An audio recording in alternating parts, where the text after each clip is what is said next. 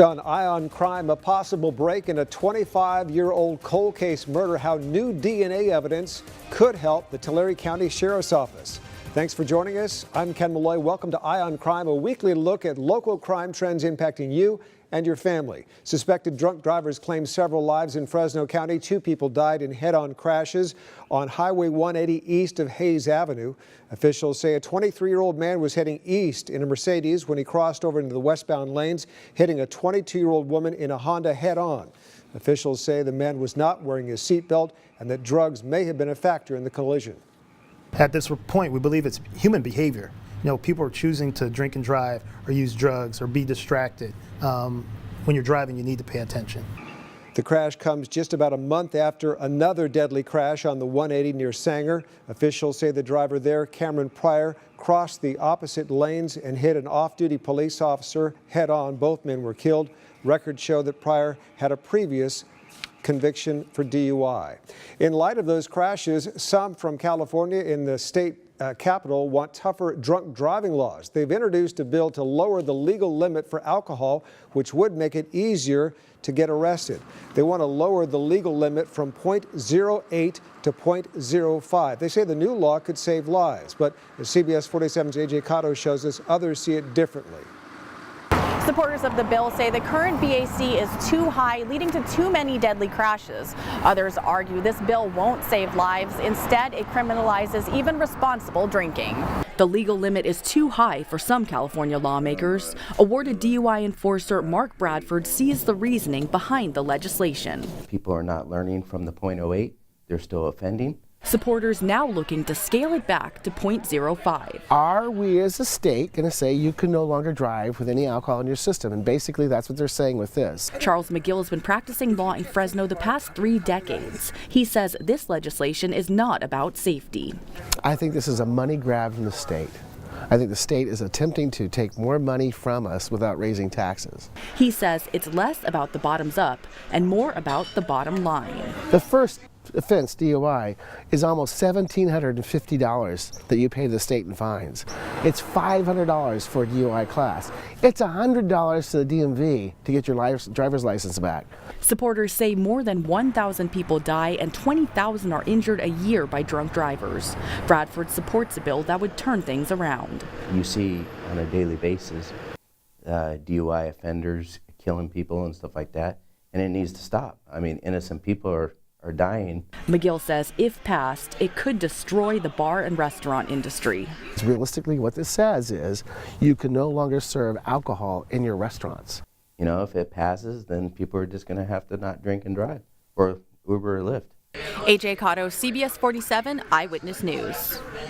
Joining me now is Justin Foraker with the CHP. We just saw a report about changing the levels for what is legally intoxicated on the road. I know you can't talk about pending legislation, but talk to us about what you're seeing as far as DUIs here in the Central Valley.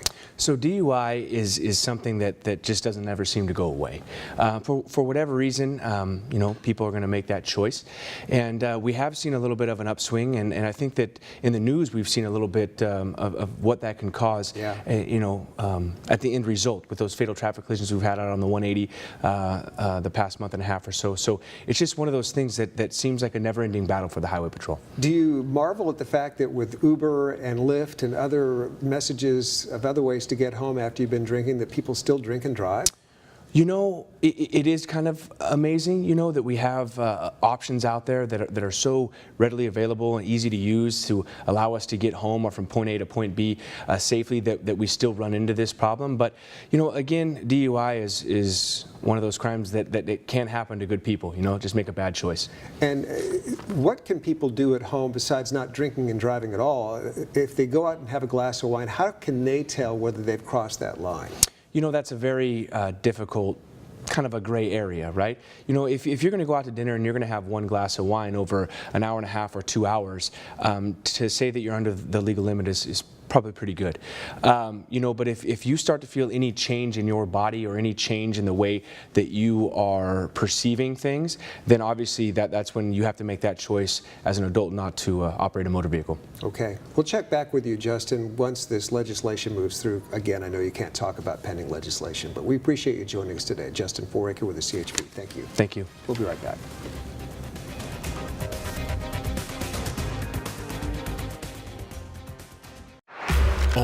office, news is happening. And when news breaks, you have questions. CBS 47 works to get you answers, investigating the issues you care about, to be your voice, to be your eyewitness, and to make sense of it all. Every night, Murrow and Emmy Award-winning Eyewitness News investigates with Ken Malloy and Catherine Herr on CBS 47 Eyewitness News. In the South Valley, Tulare County Sheriff's officials are hoping that new DNA evidence may help solve a 25-year-old cold case murder. CBS 47's Catherine Herr shows us how. The Tulare Sheriff's Department released a video about the murder of 10-year-old Angelica Ramirez, hoping that new information will help solve the cold case. Back on March 3rd, 1994, Angelica disappeared from the Visalia swap meet after she walked to the bathroom. She was there with her mother. She sold things at the swap meet in Visalia, so I would go with her and help her by watching my little brother and sisters. As part of the Tulare Sheriff's Help Find My Killer project, a narrator tells Angelica's story in her own words. It was 2 days later that my body was found near the town of Pixley. I had been thrown into a ditch like a piece of trash. The man responsible for my death did some terrible things to me, and he needs to be caught so he can't hurt anyone else. The suspect has remained a mystery for 25 years, but the Tulare Sheriff utilized new DNA testing that can put together a profile based on DNA left at the crime scene. By analyzing that DNA, the system comes up with a composite sketch of what the suspect looks like at age 25, at age 50, and even at age 75, putting a face to the crime. Somebody saw something or even heard something that may help catch my killer. And that was Catherine Herr reporting. Here's another look at those composite sketches of the suspect. It's the same person at 25-year increments. If you have information on the case, you're asked to contact the Tulare County Sheriff's Office. Coming up on this edition, a new documentary claims that Fresno is facing a meth epidemic.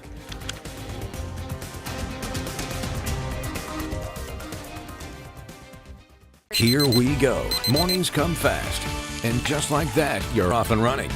That's where we come in. With a single click, you're all caught up. Good morning and developing overnight. Breaking news from the night before. Tell us a little bit about the call that you guys on the horizon. Pinpoint weather to keep you informed. Flooding and road work has come. And a look ahead to news happening And today. what's happening now. I agree. This Investigative journalism, breaking news, and pinpoint weather to start your day. Eyewitness News this morning, 5 to 7 a.m. A documentary highlights some serious drug problems here in Fresno. It exposes what it calls the crystal meth epidemic. The video has been viewed 1 million times on YouTube and was created by a company called Vice. CBS 47's Megan Roop gives us a closer look. Each one holds about 5,000 syringes. 14 containers collected over 4 weeks, 1 day a week for 2 hours. That's about 70,000 used needles in this small closet. There's probably about 60,000 syringes here. Unused needles and supplies in another closet. Dallas Blanchard takes us inside.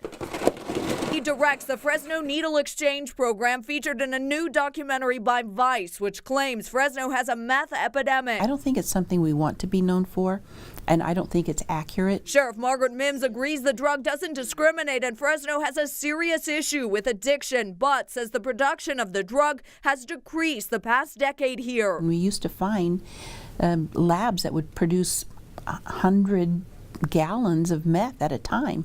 We're not finding that anymore. Indiana, Missouri, and Tennessee are usually in the top 3 as far as the meth labs seized. Commander Robert Pennell, once head of the Fresno Meth Task Force, now retired, saw those super labs firsthand and the addiction they created. We have a lot of abusers here. Saying some of what was shown in the piece was unbelievable, even to him.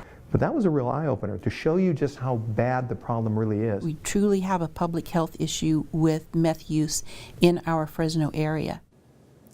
And that was Megan Roop reporting. Still to come, Fresno Police Chief Jerry Dyer makes a big announcement about his retirement.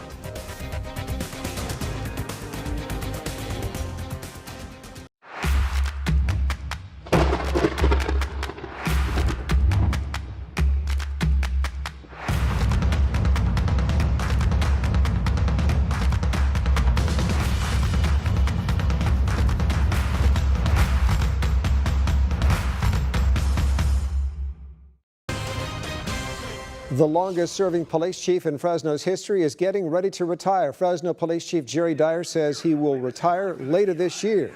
Mayor Lee Brand made the surprise proclamation during a recent police officers' banquet. Jerry Dyer became the police chief back in 2001. He says he's finally ready to retire.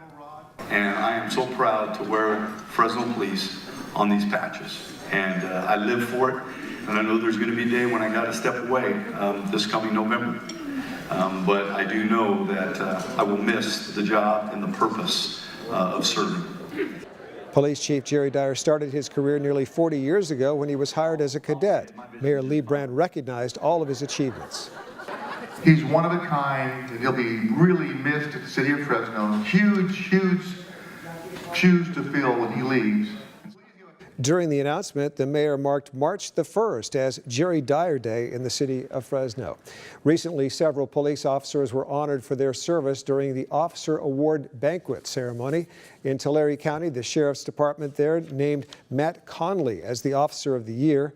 He's also serving as a drone operator. He became a deputy back in 2008 and has worked in the jail until 2014 when he joined the academy and then went on to patrol in the Pixley area for a year before moving to the Visalia substation. I like dealing with the public, like talking with people, like helping people. It's a great experience working with great people in this department, being able to help people in need. The Sheriff's Office says Conley has paved the way for new deputies and is serving now as a field training officer. That'll do it for this edition of Eye on Crime. Thanks for watching. We'll see you here next week. CBS 47 Eyewitness News is on air, online, on your tablet, and on your smartphone. Take Eyewitness News wherever you go and share your stories with us on Facebook, Twitter, and on yourcentralvalley.com.